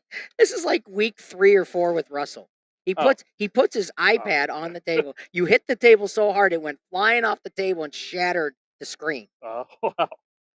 Well, I didn't know that. Well, I told you a Well, long time ago. It doesn't matter. It's all Yeah. fixed. But the point is, I like your passion. Just don't kill the Well, equipment. what were we talking about though? Before you talk about the iPad, The game. yeah. Oh, I do remember about a year ago. I've got, this is why I'm so anxious about this stuff. I've got over 8.5 in a Yankees Red Sox game. 4-3 in the first inning. 4-3 final. Wow. That's scam. Yeah, that's a scam. 1-800 It's a scam scam. likely. When you look at the phone, it says scam likely. This is a scam likely game. Uh, Likely going to be a scam. yeah, they said, oh, Huh? They said, I heard them on the news. They said, John has the over. We got to keep this Yeah. under. Yeah. They phoned into the upcoming lineups. The next 6 hitters on each side. They phoned it in already. Speaking of phoning it in, Damian, we just You're caught in heard. the middle. I'm sorry. No, we just heard, David. Speaking of phoning it in, the Alabama baseball coach Yeah. has been fired for supposedly having inquiries on talking to someone that had action on the game in the middle of the game. Wow. They have proof that this guy that the Alabama baseball coach was talking to somebody that was in the middle of placing a bet at a window. The guy was live betting at Riverfront Stadium in Cincinnati. That's and, unbelievable. They did catch him. Crazy, like it was 7-1 at one point in the game. Game ended 7-5 in favor of LSU, and they found that he was actually in contact with the guy gambling at the Riverfront Stadium in Ohio. So which is if why, it was 7-1 when they placed the bet, supposedly. no, the game, it was 7. When he was talking to the guy, it was during the game. And they found, the game, it was 7-1 at one point in the game, and it ended up 7-5. But the state of Ohio flagged it immediately, and they stopped all action on Alabama baseball bets. There was an investigation conducted, and the Alabama baseball coach got fired because he fired. He should never be allowed back in Yeah, any kind of absolutely, he sport. shouldn't. Yeah, I'm sure that'll be the case. Yeah. We're gonna, can't have that. unfortunately. The University of Alabama could get in trouble for this. Okay, too. I'm going to tell you this. Unfortunately, and I'm not stepping out there by any sense of the imagination. We're going to hear more of this. This is not the end of it, and I don't get it because these guys make good money. Yeah. He's head coaches for these college teams, especially the Alabama. I don't know what an Alabama baseball coach makes. I'm sure it's a nice living. Look that up. It's David. not See if 7. you- It's see if not we can find $7 my million phone. a year, but I guarantee you, I he don't know if makes. they cracked $1 million a year. They Well, might. it's still a lot of money. Sure. Yeah. What if it's Yeah. $500,000 a year, Sure. $300,000 a Yeah. year? Do you really need to be? How much are you making on these wagers that make you want to risk everything? That's to find out the bet amount. That would be interesting. Yeah. Is that might be one reason It would have had to have flagged, been fairly significant for it to be flagged. Because they're not just ignoring So, $50,000. That's my point. It's probably could be as minimal as 25,000 all the way up to 100, probably. To flag a bet, probably 25 to 50. They're not flagging a $500 bet, David. Especially location. Yep. They can see where the bet is coming from. It's coming from the stadium. They see your location. Yeah. Right? You could bet inside the stadium at Cincinnati? No, on your on your mobile. phone. Okay, I got you. On your phone. Yeah. The head coach for Alabama's salary is $275,000. Wow. What are you I doing? didn't think it was that low. Yeah, that's low, but still a nice. I'm sure there's some bonuses tied to perks. Yeah. Oh yeah. Well, he's probably getting $100,000 to do a radio show and all sorts of other stuff involved. Yeah. Because they have to keep the costs down or whatever. Right. Make the money elsewhere. You make the money elsewhere. You probably getting a free car from somewhere. And sure. So with the perks and everything, you got to figure that's a $500,000-$600,000. Oh yeah, easily. So let's say it is $50,000. Right. Right. Is that worth it? I mean, this isn't a one-time thing. Okay, so they do it 10 times. I mean, $500,000. Is that worth your entire livelihood for the rest of your life? I mean, how old is this guy? Look to be in mid-50s. There you go. 60s. He's still got 10, 12, 15 years left on his work. Yep. Now he's ruined everything. His name is everything. He can't do crap in the industry anymore. Right? Sitting on the couch now. Oh yeah, he's toast. And he might go to jail. Let's not talk about that. Probably not, but he's going to get fined. I mean, I can't imagine. University of Alabama could be in trouble. Yeah. Yeah. So good luck. Hey, let's take a quick break. When we come back, we're going to talk NFL draft. We will be right back. As soon as I find the commercial.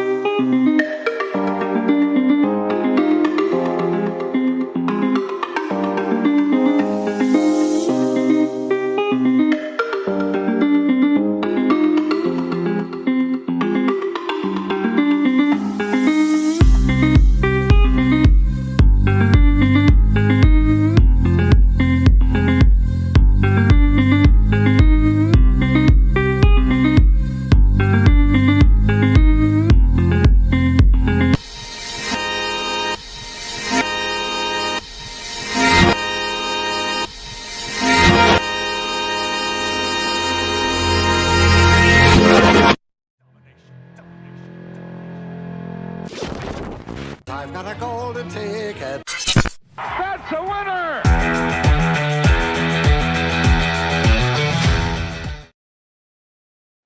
We are back here live at DraftKings at Casino Queen. Clemson John will be joining us shortly. Damian, all right, latter part of the show. Definitely want to. Man, you were spot on last week with the draft. How do you think? What team's made out? Let's start there. If you're a Pennsylvania team, you're real happy. Yeah, The for sure. Pennsylvania teams absolutely killed the draft. I will tell you, a team that really annoyed the daylights out of me was Detroit. Detroit absolutely they didn't have to pick Gibbs at 12. There wasn't anybody that was going to take a running back between where Gibbs went and where they picked again at 18. And then they draft the middle linebacker from Iowa. Nice player, don't get me wrong. But they didn't need to draft the middle linebacker at 18 either. I think they did not get proper value for those two picks, in my opinion. But I thought they killed the rest of the draft. I thought they hit needs of area. I personally really like the Hendon Hooker pick in the third round. As we all know, I was completely anti Will Levis in the draft, and he ends up going in the second round of Tennessee, which I think kind of is a break for him in a way. He's not going to have the huge expectations that he would have had as a first round pick. But like I said, I don't like his decision making. I mean, he's athletic. He's got all the physical tools, but mentally, I think he's lacking. He threw some decision-wise. bad interceptions last year. Yeah, like I said, I mean, awful interceptions. when people were saying he should have been, was going to go in the upper part of the first round, I was completely against it. I mean, like I said, he was the 6th or 7th best quarterback in the SEC, and yet people thought he should have been a top 5 pick. I did not see it. I never did. You think we can find 5 better quarterbacks in the SEC? Well, I mean, you had Richardson. I would rather have Richardson. You had Richardson and you had Bryce. Bryce Young. I'd rather have Stetson Bennett in Georgia. I think the kid in South Carolina, Spencer Rattler's got have Spencer over Will. I think he's got a better potential pro future than they're about the same. Levis. I think Spencer. I'm not in love with him. I thought Hendon Hooker was a better quarterback in the SEC. Yeah. The kid that played for Mississippi State. I mean, I don't love him, but I think he was a better quarterback than Levis.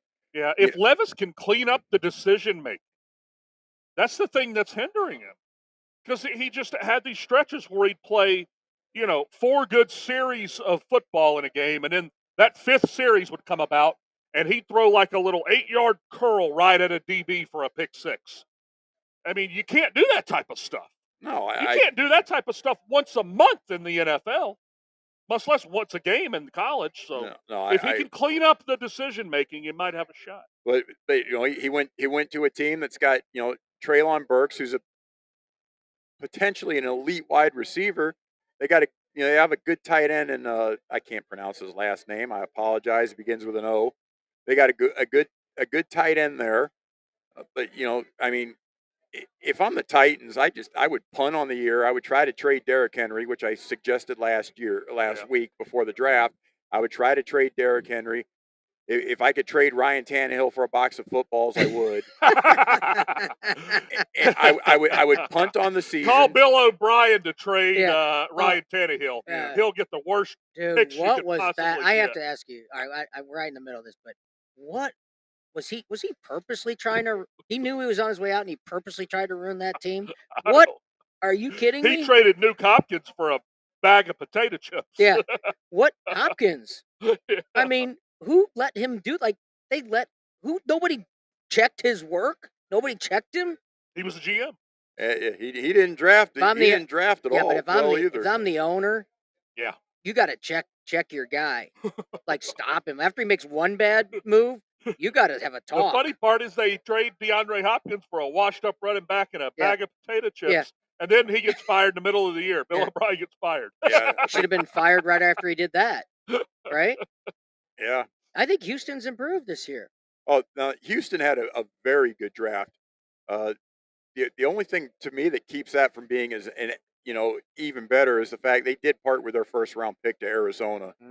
I thought what Arizona did in the draft was actually really, really good. I mean, I still think they're completely devoid of talent. I think Arizona and the Rams might be two of the worst teams in the NFL in that division. But Arizona, they got an additional first round pick. They got Houston's first round pick as opposed to Cleveland's first round pick next year. Houston has a chance maybe in that division to really surprise people. Tennessee is not good. Okay, over under on wins for Houston this year is 6.5. I'm on the over Wow. train. I'm on the I don't know if I can buy that over train. over. Well, Over 6.5. I want to buy the wait, and this is where I don't. I love giving out NFL season totals. I have people that really value when I give out the NFL season totals. I wait and see how the schedule breaks down. And people are like, oh, everybody plays whatever. Well, there's differences when the NFL schedule comes out. For example, But when the schedule comes out, they might change it. They might change not the line. exactly. The schedule's going to be. You're going to still play the order of the teams and the order of the teams that you're going to play them. I'll give you a perfect example of a catch game. Just give me any team in the NFL. Just name one. Any decent team. Seattle. All right. I want to talk about Seattle, so that's why. All right. Say you're the Seattle Seahawks and you're playing a Monday night road game, and you're going to San Francisco for a Monday night road game. So you have a Monday night road game, and I will tell you, Seattle is probably the worst team you could have given me as an example. Okay, let's look for somebody else. I'm looking for a team. I'm looking for a division. Because I think the Rams I really believe the Rams and the Arizona Cardinals are Buffalo so bad. Bills. All right, Buffalo. I like the Buffalo. All right, we're going to use Buffalo. Say they're going down to Miami to play a Monday night home game, which is a very realistic possibility. And then in 2 weeks, they're going to play the Jets on the road. Or just say to play the Jets at home on a Thursday coming on a short week. Because they're going to want to put Buffalo in prime time. So say you got in between those two games, the AFC, they will play the AFC West this year. So say Buffalo, in between those two games, they got a home game with the Los Angeles Chargers. Now you would think a home game with the LA Chargers, you would look at it and say, oh, it's, Buffalo's at home. It's a great spot for Buffalo playing the Chargers at home. Chargers flying West Coast to East Coast, playing at home. Yeah. But you're Buffalo. You just come off a Monday night road game against your one rival, and then you're playing your other big division rival, the Jets, on a short potential Thursday. That middle game, I'm marking that down as a loss. I would mark that Buffalo game down as a loss in the middle of that stretch. So at least you would take San Diego in the points. At the very least, I would take the points in that game. And which would probably be at this point, the way the team's set, probably what, 4.5? Yeah. Yeah. You're looking at 4.5, 5 points. At the very least, I'm taking the points in that game, especially if it's a very tough, hard-fought game on that Monday night. Especially if it's a blowout, if it's a blowout, say Buffalo wins in a blowout, I'd be even more apt to take the Chargers. If Buffalo loses in a blowout, then I might lay the points with Buffalo. Yeah. But, you got to see how the schedule breaks down for these teams and when they play certain teams. For example, how many teams you're playing that's coming off of a bye and has that extra week to prepare for. So let's talk about the bye. I would like to see 2 byes. I would like to see 2 byes. With that extra game in they have, yeah. I think it's needed for the quality of the games, especially with the quality of the games we see on Thursday night. Some of those games are hard to watch. Oh, absolutely. Yeah. Why do they not set their bye week? College football does and not then come back on Thursday night and then have the whole 9 days to the Sunday again. Yeah, they don't release the schedule until the week of the game, like college football starting times. They're not going to put announce a primetime game in August that's going to play in November. They're going to wait till the week of to announce who's going to be the Thursday night game or the Sunday night game or the Monday night. No, they're not going. Why does the NFL not do that? They're not going to that extent at this point. They need to the Thursday night games are going to be the Thursday night games. They're not going to flex the Thursday night games. Well, why wouldn't you have a bye before you go on the Thursday night, and then you have 9 days to prepare for? Right. Yeah, I get that. See, 10 days. I like your idea of doing that. With a second bye, you could do that. With a second bye week, you could basically do that for almost the whole season. Yeah. Have teams coming off of byes, getting where they're playing, they're off that previous Sunday. they play that Thursday, and then they don't play, and then they have that 9 Right. days. You know, Everybody would get that same opportunity, everybody and would. the quality of the games would go way up. Yes, like I said, like I said, when you're factoring that in, but like I said, I'm also do that when you factor that in for the schedule.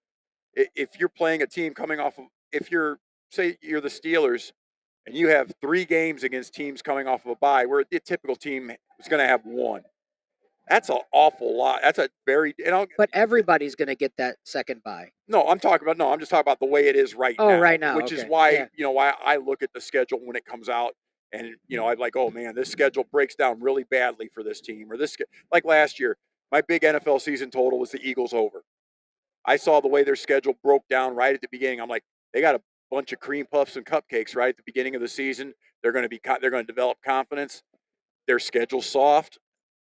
They played the AFC South last year. You played the NFC South. They played the 2 worst divisions in the NFL. And I have to look and see how the schedules break down this year. But I'm gonna tell you, if there's a team that plays the NFC West and actually now that I think about it, I think the AFC North plays the NFC West and the AFC South this year. Those teams, I will strike to look at their overs if their schedules match up at all well. Because Jacksonville was the best team in the AFC South last year. They're on paper, they're going to be by far the best team in the AFC South again this year. They'll have Calvin Ridley coming back, but they lost 1 offensive tackle to the Chiefs.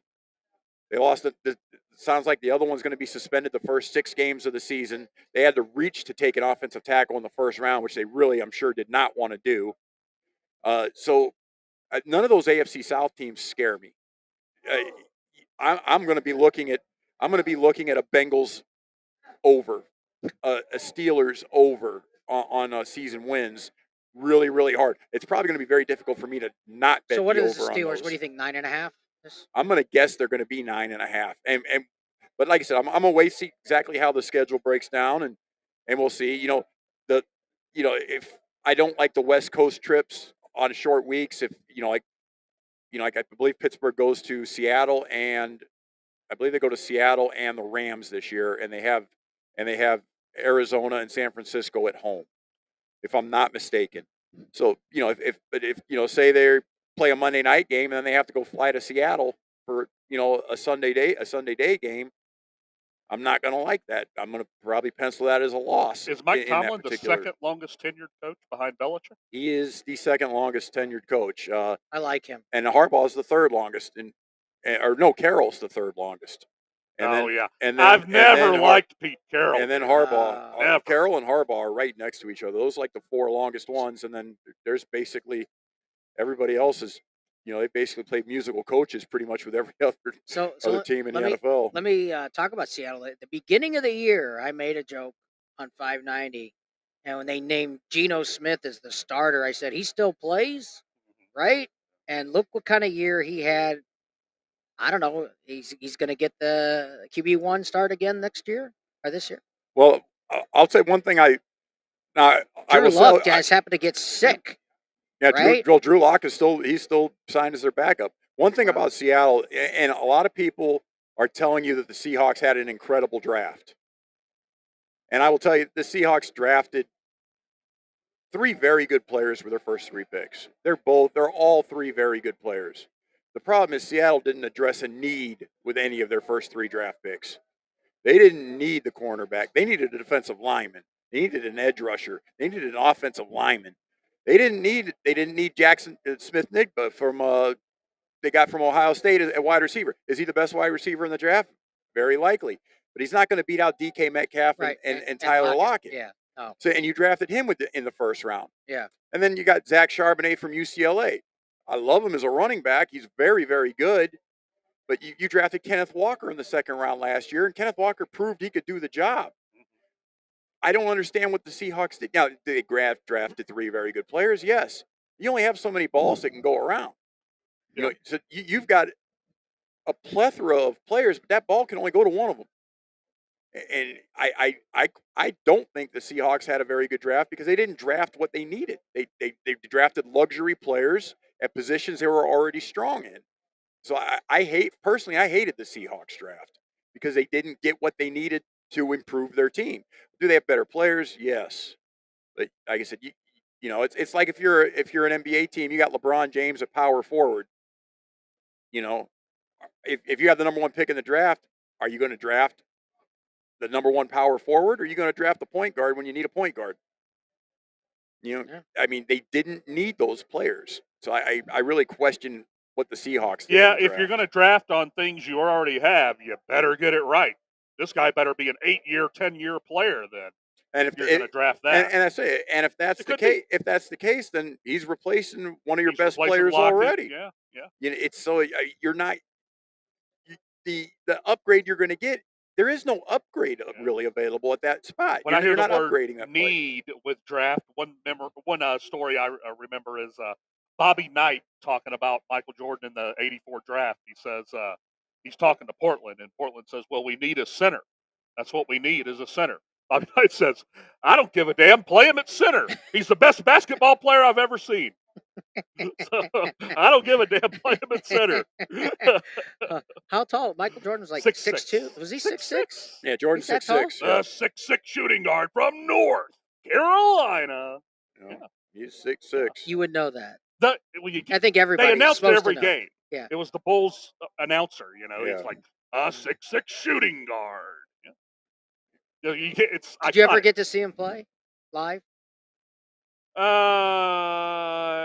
No. I went to a few Charlotte Hornets games back in the day, but none of them were Bulls. You ever go to a live basketball? I mean, I have been to. I have not been to an NBA. I've been to a game. couple Suns games, and it is fun. Yeah. It is a lot of fun. The atmosphere is fantastic. One thing that I've noticed going to an NBA game, a lot of those guys are quicker than you ever thought. Yeah. It's like, holy cow, this guy's quick. And they're tall. Well, yeah. Yeah. Well, I knew Well, that that's because going you're in. short. Well, I'm not that short. You're I'm short. short compared to you. Well, I'm not that tall. I'm 5'11". Yeah. I may have shrunk a little bit in my older I'm age. only but- 6'2", just about 6'2". It's not like I'm that tall. One team shooting that we- guard Yeah, 6'6" from shooting St. Louis, guard. Missouri, Damian Byro. One team we didn't mention, guys, on the NFL is my Jacksonville Clemson Jaguars. Well, I With obviously Trevor and Etienne. obviously you saw that like I mentioned, I thought they did not draft very well. I don't like what they did. They were forced into what they had to do. I mean, are they still most talented team in their division? Yes. But I don't see a significant upgrade in what they did as far as in drafting and to help their roster for this season. And 27-3, they'll never be able to take it away from them, though. The playoff win with Trevor, 27-3, came back and won it. I told him too, David. Hey, David, I said 27-3. I said they're about to score here, and guess who gets the ball to start the half? Trevor. It can be 27-17 before they blink, and it was. Well, like I said, that they're gonna need. They're going to need. He cracks They me had to draft the offensive tackle because they need to keep Trevor upright. Yep. And you're going. You know, he's a good offensive tackle. He went before he should have, but that's because Jacksonville really didn't have a choice. Now, I will give Jacksonville credit for smartly trading down twice, picking up an additional couple of picks in second, or I believe they were both third-round picks. They were able to get, and still taking the offensive tackle. So I give Jacksonville credit for doing that, but I don't necessarily think Jacksonville really hit their needs in the draft very well, and that they were forced to take the player they had. So I'm, you know, I think Jacksonville should probably still win the division, but don't be surprised if something bad happens. I mean, Calvin Ridley's going to be a stud for that team. Yeah. You know, Calvin will step in then, nice. You know, obviously, you know, with Etienne at running back, you know, they've got a nice core of players. So Yep. Dollar bill, y'all. Dollar bill. One thing I always said is give the ball to ETN. That's one thing I always said. He's probably the best running back I've ever watched live. Really? Oh, yeah. Well, just wait. Oh. You need to go watch the kid going to Atlanta in the first round. Bijan's a nice back. Not even close to the breakaway speed ETN had at Clemson. Not even close. Bijan makes ATN look like a single A baseball player. Not on the breakaway speed. Not on the shiftiness and the Babe breakaway Ruth. speed. No. He touched the ball as a freshman. First Louisville, 2018, David. Wait till Tw- football David. season, Damian. Yeah. David, You're gonna have a hard time being in the middle. of this. 2018. I'm telling you. Listen to me. I'm like- 2018. my ears are wide open for Okay. you. Well, 2018, I'm at the 2018. Clemson Louisville game. The top 5 matchup when they had Lamar was 2018 or 17. I think it's 17. 17 because Kelly Bryant was there. Kelly Bryant was still our quarterback. So 17, it's the biggest game in Louisville football history. Lamar's senior year, blase, blackout in Louisville Stadium. We're up like 30-0 before they could blink. Game over. They put this backup in. The backups come in right in the fourth quarter. They hand him the ball at the 20. He takes it 80 yards in a blink of an eye, David. And his name was Travis Etienne. Yeah. And then Kirk Herbstreit, as he's crossed the end zone, said something along the lines of, "My gosh, look at him run. Just an embarrassment of riches. An embarrassment of riches, y'all." Yeah.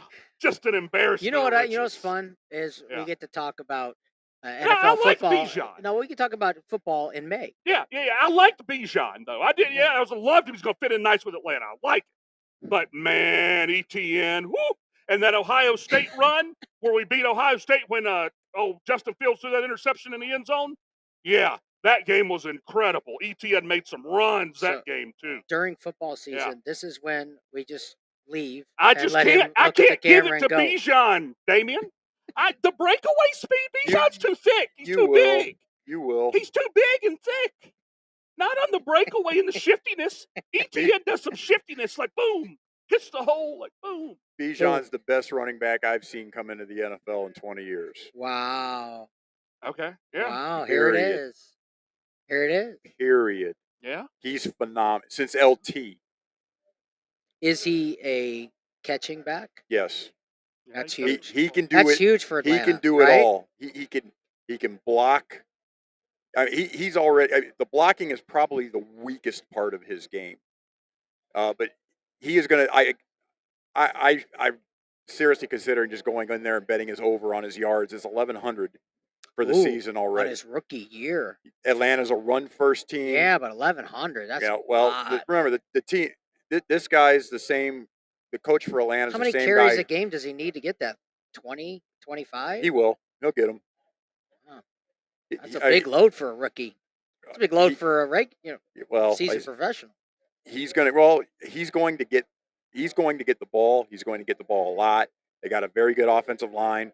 The guy that Smith, who's the head coach for Atlanta, this is the same coach that drafted Derrick Henry, and he ran Derrick Henry hard and often. Bijan's a better running back than Derrick Henry. I like Bijan. Texas loses 2 or 3 more games without him. If they don't have Bijan, they lose 2 or 3 more games than they I lost. love watching Derrick Henry play. Henry's a beast. Derrick Henry, boom, Yeah. boom. Yeah. I mean, physically, he's a beast. Just takes him in his backs and just throws him down. Yeah. Get out of my way. You're gonna love Bijan Robinson. It's like a truck coming at you. I mean, as much as I hate Tannehill, and I hate Tannehill, I think box of footballs. You can get him for a box of footballs. I hear. A box of deflated footballs. I will tell you that. Bring in Tom Brady. I will tell you that if the Atlanta Falcons were to trade for Tannehill, they'd win that division going away next year. If what now? If the Atlanta Falcons were to trade for Tannehill, they would win that division going away. It's not Mariota. Who's their starter? It's Desmond Ritter, the kid. The kid from Cincinnati. They're going to roll with Ritter. Yeah. Well, yeah, I know. That's QB1. What's his over/under on passing yards? 1,500. Yeah, that's why. I mean, they've got. He's going to hand the ball off. They've got Drake. They've got Drake London. 5-yard outs. They've got Kyle Pitts. Yep. They got Robinson. They've got a very good offensive line. You can throw Tim Tebow jump passes to Pitts. Yeah, I mean, if they had even a semi-competent quarterback, Atlanta would be the class of that division going into next year. I am not a believer in Ritter. He actually did. Now, he was better than Mariota was last year. I'll give him that. They played better down. No, they played better down the stretch. He made Drake London put up some very good numbers with Desmond Ritter throwing him the football. But the whole problem is Desmond Ritter was throwing him the football. They're just not. I'd rather have Will Levis than Desmond Ritter, as much as I've just absolutely crushed on Will Levis over the past 2 weeks. he would be an upgrade over Desmond All Ridder. right, we got about 5 minutes left. I do So- want to talk a little bit about my team that I root for. I'm adopting the Detroit Lions as a fan this year, but I am a Baltimore Ravens fan. Come on, your insight on Baltimore Ravens. Getting Lamar Jackson signed was a big get. I think they're going to live to regret that contract. I agree. He's been phenomenal his first 5 years in the NFL. I can't say a negative thing about what he's brought to that team When he's played. Yeah, when he's that's played. what I was going to say. But he's getting hurt more and more often for longer and longer stretches. He still You think does. they try to turn him in just of a passer? He, They're going to have to, right? will- if there's longevity. I don't believe that he can be just an. I don't. He's not a quality NFL passing quarterback. But for his in my longevity, he opinion. might have to be. But that's the problem. Is that Can he be? he can't. I don't believe he can be that player. He's great throwing the tight end. Seam routes down to the tight ends. Yeah. He's phenomenal at that. Mark Andrews is a beast in that offense. Beast. They've. But there's a reason why none of the Ravens wide receivers are ever fantasy worthy or have been quality wide receivers in his tenure at quarterback. None of them put up any numbers. Yeah. I don't think they've even had a 1,000-yard receiver. I don't even think Hollywood Brown broke 1,000 yards in any season as a receiver with Lamar Jackson. And what does it say about a man bad-mouthing a team before they give him the contract? Now, how's that going to mesh with everything? It's. I don't know. I think players get over that pretty quick. I don't honestly Yeah. think that'll have much of an effect. Yeah. I just don't. People love. Zay Flowers, very good wide receiver. Unfortunately, I don't know that Lamar Jackson can get him the ball. He hasn't gotten anybody else the ball that's been a wide receiver in that I team. watched Zay Flowers play against Clemson for 3 years at Boston College. Yeah, I mean he's very good. He's got. I might actually, depending on what your particular team needs, I might actually have preferred him over the kid that went to Seattle. I can't pronounce his last name. I don't want to ruin it. Jackson Smith and Jake. Yeah, but I don't. I just can't. I think Baltimore's kind of might be the weakest team in that division at this point. Yeah. I mean, They didn't address the cornerbacks they could have drafted. I think they should have drafted a corner in the first round as opposed to drafting Flowers. They usually do draft pretty well, but I wasn't particularly enamored with their draft this year. I believe that I believe they have holes. But at the same time, I believe Daniel Jones of the Giants. I believe that both the Giants and the Ravens are going to really regret giving the fat contracts they gave to those guys. Jackson deserves it a whole lot more than Jones does. I believe Jones was just kind of a one-year wonder for the Giants, and everything seemed to go right for him last year. He's a running he ran the ball well with Barkley running the ball well. The Giants played a very, very soft schedule last year, kind of like the same with the Eagles. The Giants will be one of those teams that when their schedule comes out, I will almost certainly be telling everybody to bet they're under. And the Giants had a very good draft. But the Giants were very fortunate last year. They won a lot of very close games. They were on the right side of the turnover margins in a lot of these games. They were very fortunate in a lot of the games. They made a lot of big field goals. They weren't particularly hit hard with injuries, their key players. Now, granted, they didn't have any wide receivers last year, but the rest of their team basically stayed fairly healthy. It generally doesn't happen twice in a row. Usually, if you're very fortunate one year, it doesn't work the way the following. Like I was on the Raiders under last year because the Raiders won a lot of close games in 2021. Yeah. And who's their quarterback now? They got. Don't tell me it's Jared Stidham. No, it's Jimmy G. Oh, okay. Yeah. Oh, wow, that's right. Yeah. Okay. So emotions are so.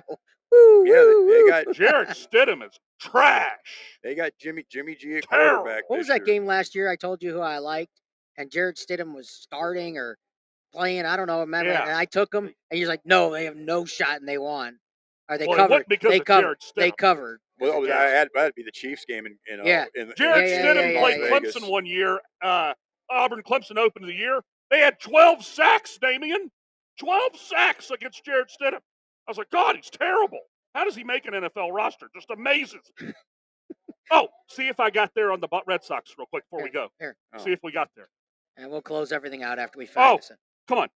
Yep. Yes, you got it. Yes. I- All right, oh, we see? got there, y'all. Nothing to worry about. When did they score the 11th Oh, run? In the 7th inning. In Wait the a sec. 7th? Okay. All right. 15 runs, and you 12. 15. They got 3 more. So I don't told worry. him, don't worry Yeah. until the 8th I tell him inning. that every week. He gets so excited. I just, baseball has just irritated me this year so far. Yeah. You got these things you think, oh, it's gonna be good, and then you just get slapped in the face out of nowhere, and you lose these things. It's unbelievable. All right, guys. Any final thoughts before we get out of here? No, we're good. Thanks for letting me join you guys again this week. I Well, really Damon, appreciate it. love your insight. Hope you come back soon. You enjoying yourself? Oh, absolutely. Yeah, this is a bunch Same of fun. draft time, same draft channel.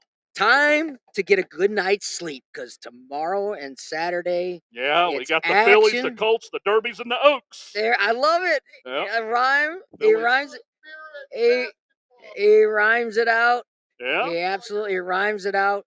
And I don't know what that was. It lost my train of thought. But listen, we got to get out of here. John and I will be on from 6 to 7, 590, The Fan tomorrow night. I'll be giving out my Derby picks. And also joining us will be Micah Mills. Go over some UFC and MMA tomorrow night from 6 to 7. I definitely want to thank Nick Hines from FanDuel TV joining us, giving us Oaks and Derby's insight.